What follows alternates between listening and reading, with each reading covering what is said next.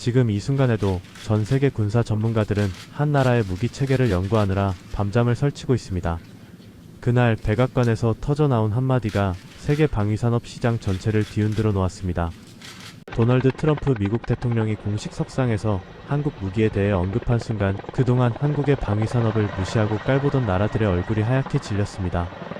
불과 몇 년 전까지만 해도 한국 무기를 이루 취급하며 코웃음 치던 그들이 이제는 한국에 손을 내밀며 제발 무기를 팔아달라고 애원하는 처지가 되었습니다. 언론은 이 충격적인 반전을 뒤늦게 보도했고 각국 정부 관계자들은 어떻게 상황이 이렇게까지 뒤바뀌었는지 파악조차 하지 못한 채 당혹감에 빠져 있습니다. 세계 방위산업의 판도를 뒤바꾼 충격적인 진실 지금부터 공개합니다. 시작하기 전에 아직 구독하지 않으셨다면 구독 버튼 한번 눌러주시고 이 이야기가 끝날 때까지 함께 해주세요. 그리고 오늘 이야기를 들으시면서 대한민국을 응원하고 싶으시다면 댓글에 대한민국 파이팅 한마디만 남겨주시면 큰 힘이 됩니다. 여러분의 한 글자가 이 이야기를 계속 이어가게 만듭니다. 불과 10여 년 전만 해도 세계 방위산업 시장은 철저하게 강대국들의 전유물이었습니다. 미국, 러시아, 프랑스, 영국, 독일 이 5나라가 전 세계 무기 수출의 대부분을 독점하고 있었고 다른 나라들은 그저 이들이 만든 무기를 사는 소비자에 불과했습니다. 이들 국가의 방위산업체들, 미국의 로키드 마틴, 레이시온, 보잉, 노스롭 그루먼, 러시아의 로스테크, 프랑스의 다소, 탈레스, 독일의 라인메탈, 영국의 BAE 시스템즈 같은 거대 기업들이 시장을 완전히 장악하고 있었습니다. 이들은 수십 년간 축적된 기술력과 전투 검증 경험, 그리고 자국 정부의 강력한 지원을 바탕으로 세계 각국에 무기를 팔아왔습니다. 이들의 눈에 한국 방위산업은 보잘것없는 후발주자에 불과했습니다. 한국이 무기를 만든다고? 설마 그게 우리 제품과 경쟁이 되겠어? 자국 군대용으로나 쓰겠지. 수출 시장에서는 상대도 안 될 거야. 이것이 세계 방위산업 강자들의 일반적인 인식이었습니다. 미국 방위산업체의 고위 임원들은 한국 무기에 대해 노골적으로 무시하는 발언을 하기도 했습니다. 한국은 우리의 기술을 라이선스 받아서 조립하는 수준이다. 독자적인 설계 능력이 있는지 의문이다. 실전에서 검증되지 않은 무기를 누가 사겠는가. 이런 말들이 업계에서 공공연하게 오갔습니다. 유럽의 방위산 업체들도 비슷한 태도였습니다. 독일의 한방산 기업 CEO는 업계 컨퍼런스에서 한국 무기는 가격은 싸지만 품질은 우리와 비교할 수준이 아니다. 서유럽 국가들은 절대 한국 무기를 선택하지 않을 것이다 라고 단언했습니다. 프랑스 방산업계에서도 아시아 국가 중에서는 일본이 그나마 기술력이 있다. 한국은 아직 멀었다는 평가가 지배적이었습니다. 이들은 한국 방위산업의 성장 속도와 잠재력을 심각하게 과소평가하고 있었습니다. 그것이 얼마나 큰 착각이었는지 그들은 곧 뼈저리게 깨닫게 될 것이었습니다. 서울에서는 이런 무시와 깔봄에 대해 공식적으로 아무런 반응도 보이지 않았습니다. 대한민국 정부는 방위산업 수출에 대해 원론적인 입장만 되풀이했습니다. 한국은 우수한 방위산업 역량을 갖추고 있으며 국제시장에서 경쟁력을 인정받고 있다. 앞으로도 꾸준히 발전해 나가겠다. 외교부와 국방부 대변인들은 질문이 들어올 때마다 이런 식의 건조한 답변만 내놓았습니다. 한국 방산 기업들도 마찬가지로 조용했습니다. 하나에어로스페이스, 현대로템, 한국항공우주산업 KAI, LI진엑스원 등 주요 방산 기업들은 해외 경쟁사들의 비아냥에 일일이 대응하지 않았습니다. 언론도 크게 다루지 않았습니다. 외국 방산업계가 한국을 무시한다는 기사가 간간히 나오기는 했지만 그것이 큰 이슈가 되지는 않았습니다. 마치 아무 일도 아닌 것처럼 한국은 조용히 자신의 일을 하고 있었습니다. 하지만 그 침묵의 이면에서는 엄청난 일들이 벌어지고 있었습니다. 한국 방산 기업들은 묵묵히 그러나 치열하게 기술 개발에 매진하고 있었습니다. K9 자주포의 성능을 계속해서 개량했고 K 흑표 전차의 기술적 완성도를 높여갔습니다.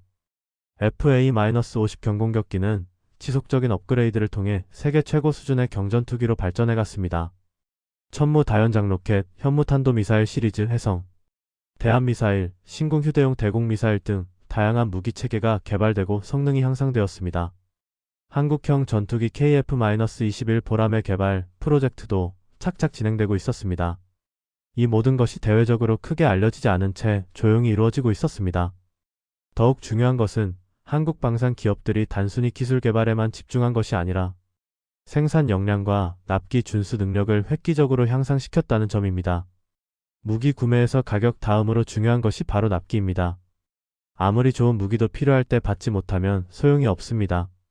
전통적인 방위산업 강국들의 고질적인 문제가 바로 납기 지연이었습니다.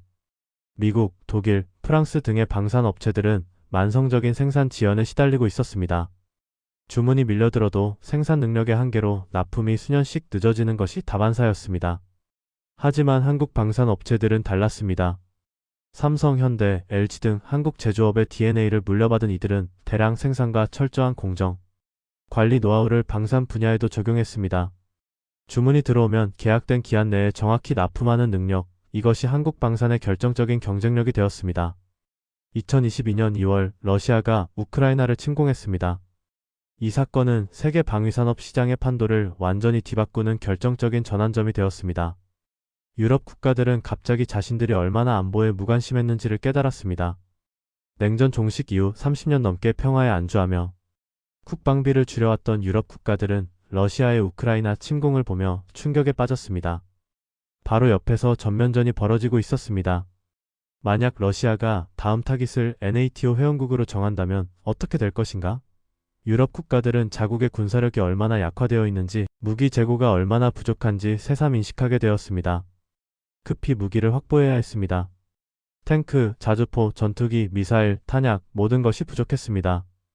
유럽 국가들은 먼저 자국의 방산업체들의 손을 내밀었습니다. 하지만 돌아온 대답은 절망적이었습니다. 독일의 라인메탈, 크라우스마파이, 프랑스의 넥스터, 영국의 BAE 시스템즈 등 유럽 방산업체들은 이미 기존 주문을 소화하는데도 버거운 상황이었습니다. 오랜 기간 투자 부족과 생산시설 노후화로 생산 능력이 크게 위축되어 있었습니다. 급격하게 늘어난 주문에 대응할 역량이 없었습니다. 새 전차를 주문해도 납품받기까지 5년에서 7년이 걸린다는 답변이 돌아왔습니다. 자주포는 3년, 탄약은 2년. 전쟁이 내일 터질지도 모르는 상황에서 5년을 기다리라니 유럽 정부들은 경악했습니다. 미국에도 손을 내밀었지만 상황은 비슷했습니다. 미국 방산업체들도 생산 능력의 한계에 부딪혀 있었습니다. 미국 정부가 우크라이나에 대량의 무기를 지원하면서 미군 자체의 재고도 바닥을 드러내고 있었습니다. 동맹국들에게 추가로 무기를 공급할 여력이 부족했습니다. 록히드 마틴, 레이시온, 제너럴 다이내믹스 등 미국 방산, 거대 기업들의 주문 대기 목록은 몇 년치가 밀려 있었습니다. 유럽 국가들은 난감한 상황에 처했습니다. 무기가 급히 필요한데 전통적인 공급처들은 모두 생산 능력 한계에 막혀 있었습니다. 대안이 필요했습니다. 바로 그때 폴란드가 움직였습니다. 폴란드는 러시아와 국경을 맞대고 있는 나라로서 우크라이나 전쟁의 위협을 가장 직접적으로 느끼고 있었습니다. 폴란드 정부는 급히 군사력을 증강해야 했습니다. 독일이나 미국 무기를 기다릴 시간이 없었습니다. 폴란드 국방부 관계자들은 전 세계 방산 시장을 살폈습니다. 품질이 좋으면서도 빠른 시일 내에 대량 납품이 가능한 곳이 어디인가? 분석 결과는 의외의 결론을 가리키고 있었습니다. 대한민국이었습니다. 폴란드와 한국의 방산 협상이 시작되었습니다. 처음에 유럽의 다른 나라들은 이 소식을 듣고 의아해했습니다. 폴란드가 왜 한국에서 무기를 사려고 하는가? 한국 무기가 유럽 기준에 맞을 리가 있나? 서유럽 국가들 중 일부는 폴란드의 선택을 은근히 비웃기도 했습니다. 그들은 여전히 한국 방위산업을 과소평가하고 있었습니다. 하지만 폴란드 국방부는 철저하게 계산하고 있었습니다. K 흑표 전차의 성능을 분석한 결과 독일의 레오파르트 EH7과 대등하거나 일부 면에서 우월했습니다. K9 자주포는 이미 여러 나라에서 운용 중이었고 성능과 신뢰성이 입증되어 있었습니다. FA-50 경공격기는 훈련기로도 실전 전투기로도 활용할 수 있는 다목적 기체였습니다. 무엇보다 한국 방산업체들은 빠른 납기를 약속했습니다. 독일에서 5년 걸릴 것을 한국은 2년 안에 납품하겠다고 했습니다. 2022년 7월 역사적인 계약이 체결되었습니다. 폴란드가 한국에서 K 전차 1000대, K9 자주포 672문, FA-50 전투기, 48대 천무 다연장 로켓 발사대를 도입하기로 한 것입니다. 총 계약 금액은 약 20조 원에 달했습니다. 한국 방위산업 역사상 최대 규모의 수출 계약이었습니다. 더 놀라운 것은 이것이 시작에 불과하다는 것이었습니다. 폴란드는 향후 추가 도입을 통해 K 전차를 총 1000대 이상, K9 자주포를 700문 이상으로 늘릴 계획이었습니다. 한국산 무기가 NATO 회원국의 주력 장비가 되는 전례 없는 일이 벌어진 것입니다. 이 소식이 전해지자 세계 방위산업계의 충격파가 퍼져나갔습니다. 독일 방산업계는 경악했습니다. 폴란드는 그동안 독일 레오파르트 전차의 주요 운용국 중 하나였습니다.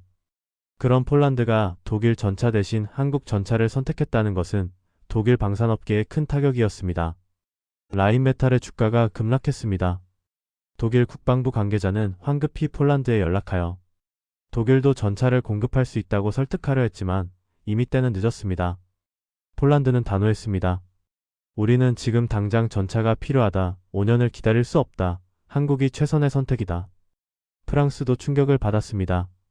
프랑스의 넥스터 시스템즈는 르클레르 전차와 시저 자주포를 동유럽 시장에 수출하려는 야심을 가지고 있었습니다. 하지만 폴란드라는 거대한 시장을 한국에 빼앗긴 것입니다. 프랑스 방산업계 관계자는 익명을 요구하며 한 매체에 불만을 터뜨렸습니다. 한국이 어떻게 이런 대규모 계약을 따낼 수 있었는가? 분명히 덤핑을 한 것이 아닌가? 공정하지 않은 경쟁이다. 하지만 이런 불평은 사실과 달랐습니다.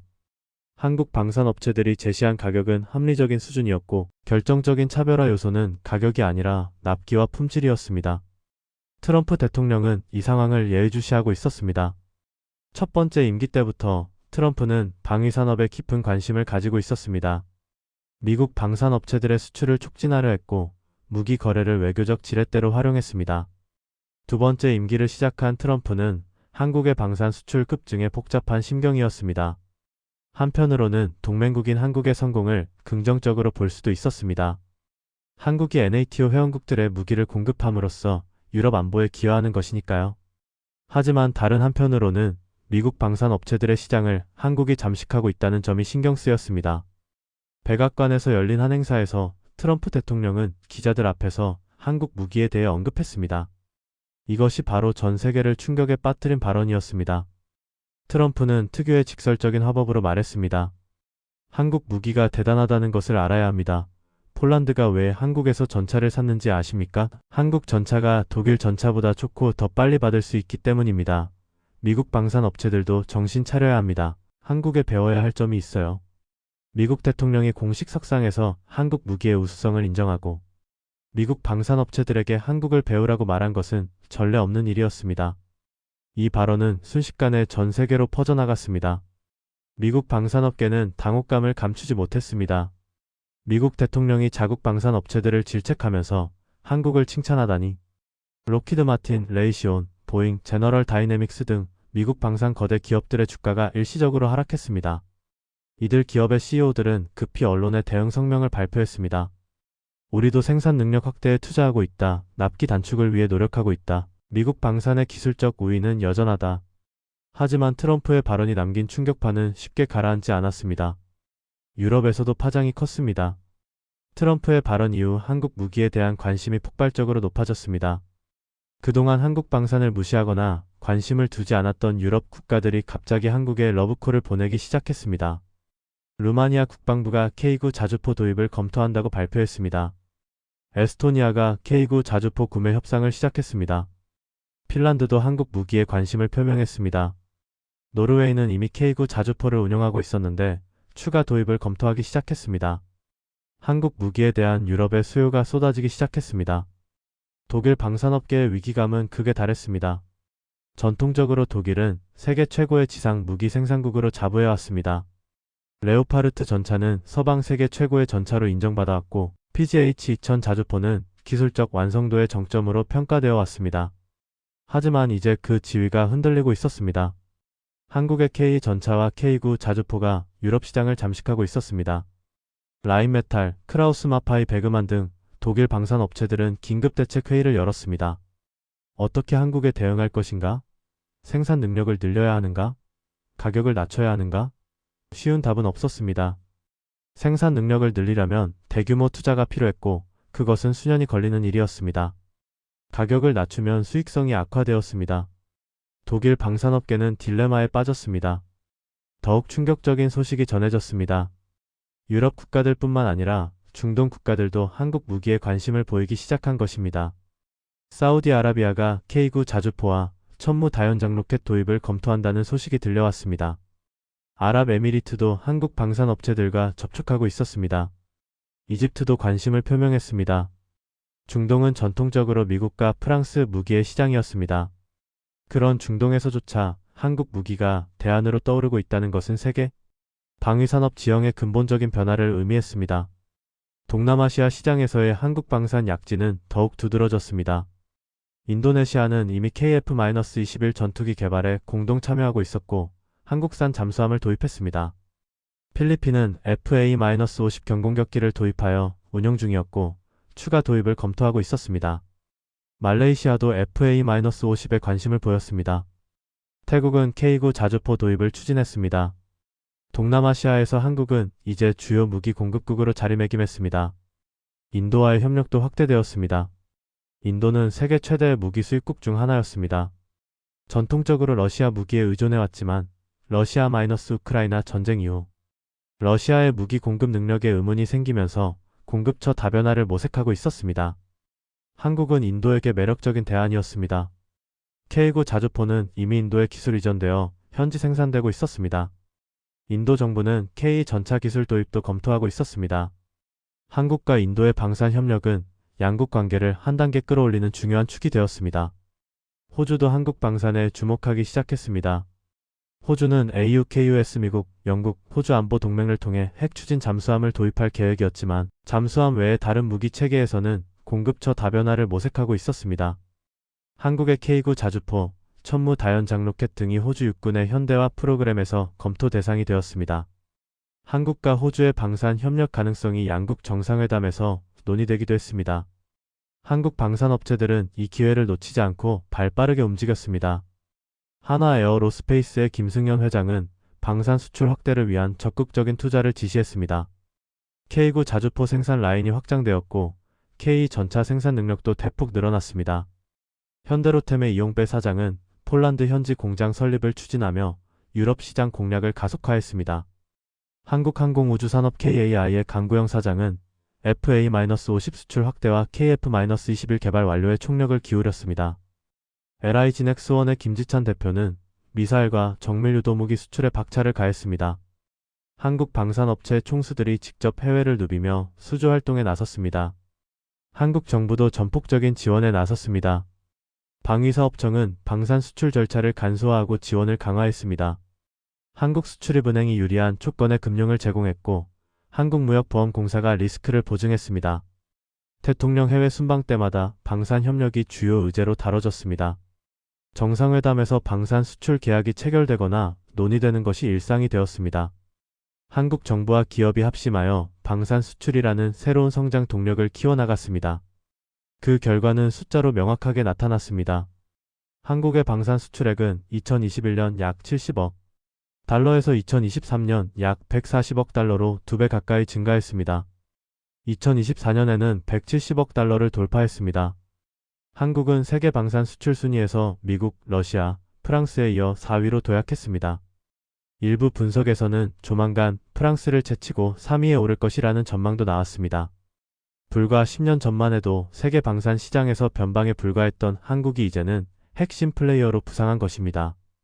일본의 반응은 복잡했습니다.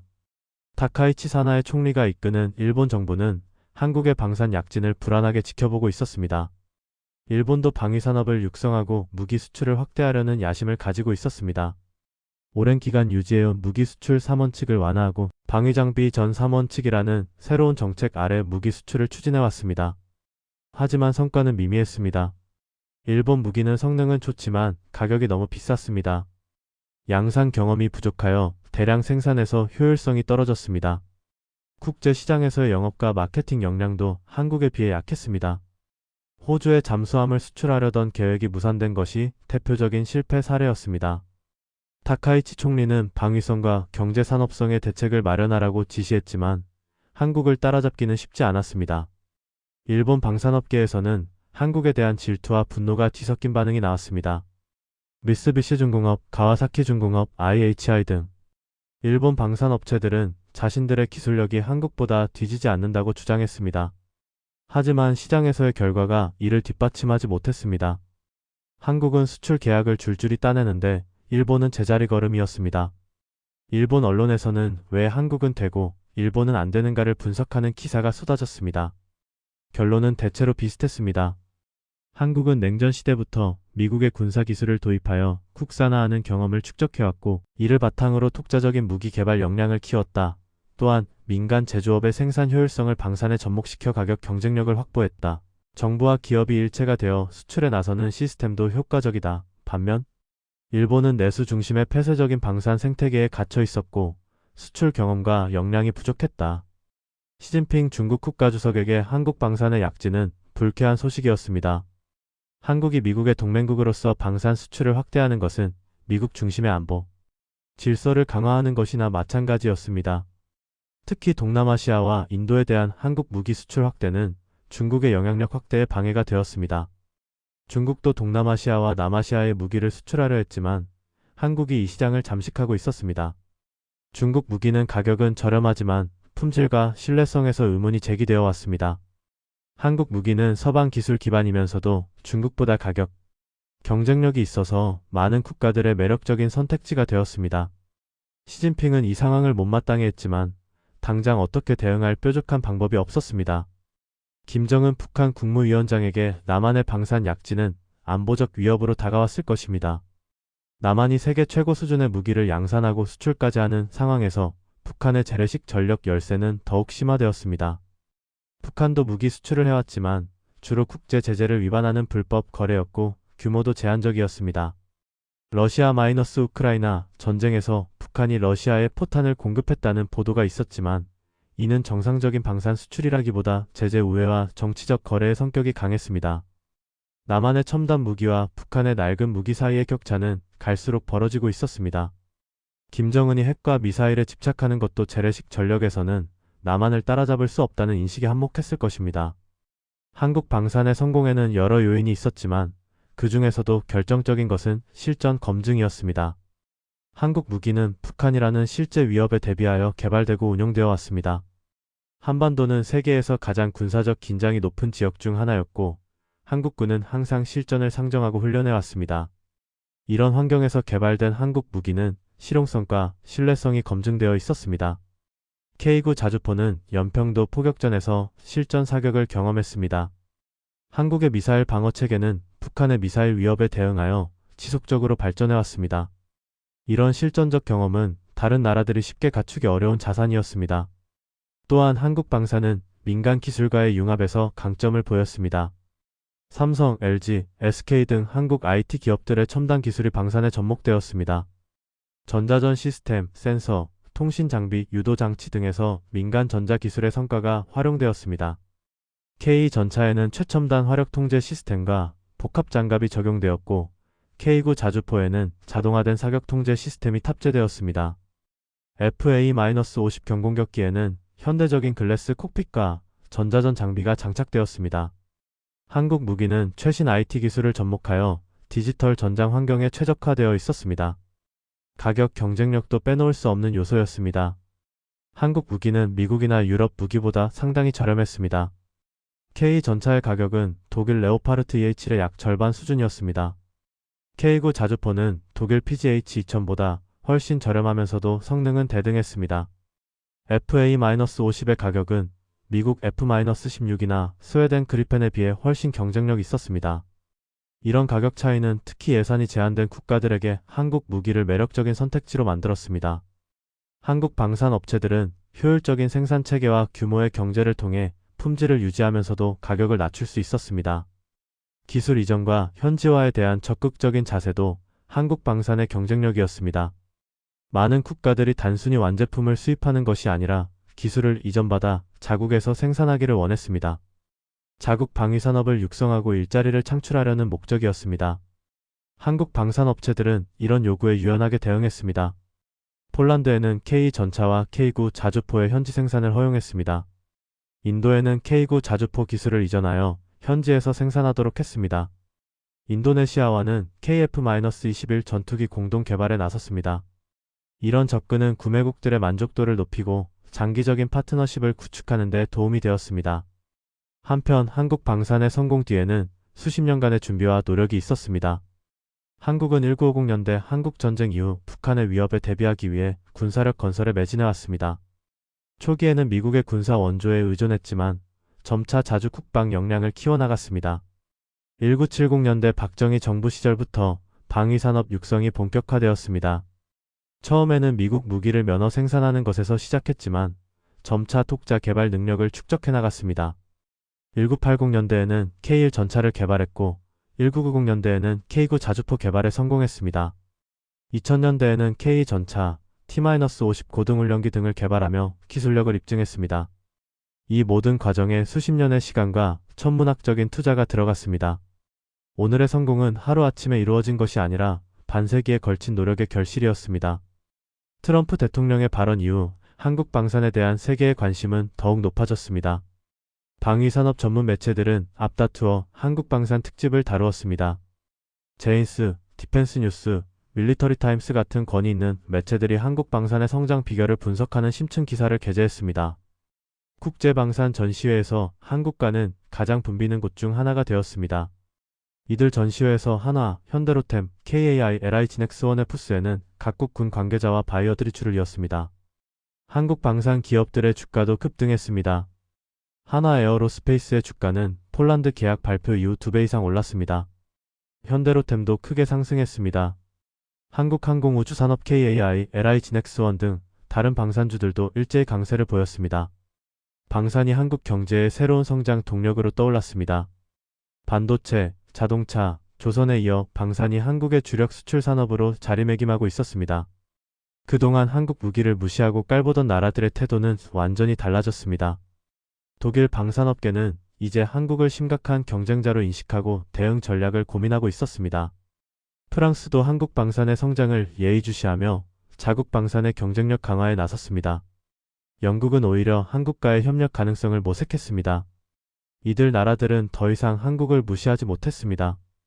한국은 이제 그들과 대등하게 경쟁하는 방산 강국이 되었습니다.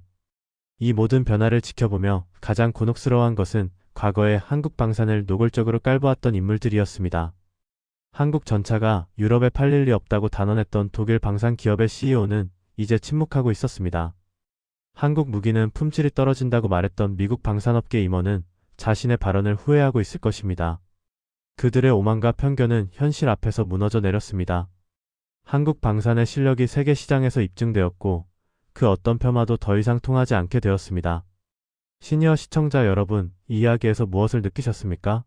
한국 방위산업의 성공은 대한민국이 어떤 나라인지를 보여주는 상징적인 사례입니다. 강대국들이 장악하고 있던 시장의 후발주자로 뛰어들어 우직하게 기술을 개발하고 품질을 높여 마침내 세계 최고 수준으로 인정받게 된 것입니다. 이것은 하루아침에 이루어진 것이 아닙니다. 시니어 시청자 여러분 세대가 북한의 위협 속에서 나라를 지키기 위해 헌신했던 그 노력의 연장선에서 가능해진 것입니다. 1960년대와 70년대에 허허벌판에 공장을 세우고 방위산업의 기초를 닦았던 분들, 열악한 환경에서 밤새 연구하며 무기 개발에 매달렸던 과학자와 기술자들, 자주국방의 꿈을 위해 묵묵히 땀 흘렸던 모든 분들의 노력이 오늘 이런 결실을 맺고 있는 것입니다. 트럼프 대통령이 한국 무기를 칭찬하고 미국 방산업체들에게 배우라고 말했을 때 그것은 단순한 외교적 립서비스가 아니었습니다. 그것은 세계가 한국의 실력을 인정한 순간이었습니다. 과거에 우리를 무시했던 나라들이 이제는 우리 무기를 사겠다고 줄을 서고 있습니다. 이것이 진정한 국력이고 진정한 위상 변화입니다. 한국은 소리를 높이지 않았습니다. 우리가 제일 잘한다고 자랑하지 않았습니다. 그저 묵묵히 실력을 쌓았고 시장에서 결과로 증명했습니다. 그리고 세상이 스스로 한국의 가치를 인정하게 되었습니다. 앞으로의 길도 순탄하지만은 않을 것입니다. 경쟁국들이 가만히 있지 않을 것이고 새로운 도전들이 나타날 것입니다. 하지만 지금까지 그래왔듯이 한국은 그 도전들을 하나씩 극복해 나갈 것입니다. 한국 방산의 성공 스토리는 아직 끝나지 않았습니다. 오히려 이제 막 시작된 것인지도 모릅니다. KF-21 보라매가 완성되어 수출되고 한국형 구축함과 잠수함이 세계 시장에서 인정받고 한국산 미사일과 드론이 세계 각국에 팔리는 날이 곧 올 것입니다. 한국 방산의 미래는 밝습니다. 대한민국은 소리를 높이지 않았습니다. 대신 준비했고 기다렸고 결정적인 순간에 움직였습니다. 세계가 한국 무기를 무시할 때도 한국은 묵묵히 개발을 계속했고 품질을 높였으며 생산 능력을 키웠습니다. 그리고 기회가 왔을 때 그 모든 준비가 빛을 발했습니다. 폴란드가 손을 내밀었을 때 한국은 준비되어 있었습니다. 유럽 전체가 한국 무기에 관심을 가졌을 때 한국은 대응할 역량이 있었습니다. 진짜 강한 나라는 먼저 위협하지 않습니다. 자랑하지 않습니다. 선택권을 쥐고 끝까지 침묵하며 때를 기다릴 뿐입니다. 대한민국이 바로 그런 나라입니다. 시진핑도 푸틴도 타카이치도 그리고 한국을 무시했던 모든 이들이 이제는 분명히 알게 되었습니다. 대한민국은 더 이상 얕볼 나라가 아닙니다. 세계 최고 수준의 무기를 만들고 그것을 세계에 파는 나라입니다. 세계 방위산업의 판도를 바꾸는 나라입니다. 이것이 오늘 대한민국의 현실이고 내일의 대한민국은 더욱 강해질 것입니다. 오늘 이야기가 의미 있었다면 좋아요로 남겨주시고 다음 이야기에서도 우리가 몰랐던 세계의 이면을 계속 전해드리겠습니다. 대한민국 파이팅입니다.